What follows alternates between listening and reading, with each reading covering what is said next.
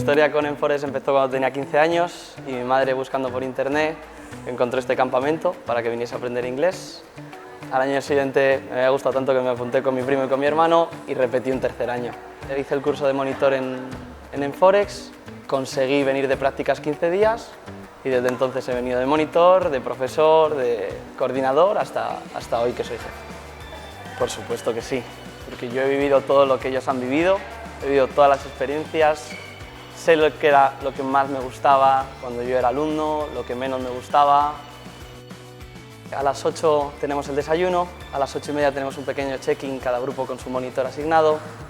A las 9 menos cuarto bajamos al cole, que se tarda unos 5 minutos caminando, a las 9 comienzan clases, luego tienen un pequeño recreo de 10:30 a 11 menos 10, acaban clases a las 12:30, les recogemos, venimos al campamento, tenemos un pequeño meeting a la 1, comemos 1:30 y empezamos las actividades a eso de las 2:30, 3. Por ejemplo, hoy hemos bajado a la playa, hemos subido a eso de las 5, ahora están con el taller de CrossFit, de entrenamiento, luego tenemos baloncesto y para acabar tenemos aquavoley.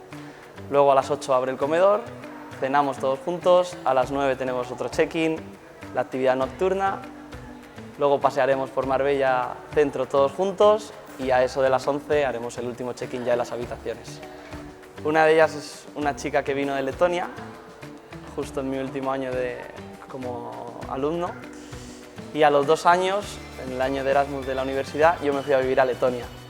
Entonces yo seguí hablando con ella y conseguí quedar con ella en Letonia y vernos unos cuantos días para tomar algo y para cantar. Y otra de ellas es una chica francesa que vino cuando yo ya era monitor, ella fue alumna y al cabo de los años ella se mudó a Madrid y lo mismo. Mantuvimos relación y nos llevamos muy bien y en Madrid pudimos quedar.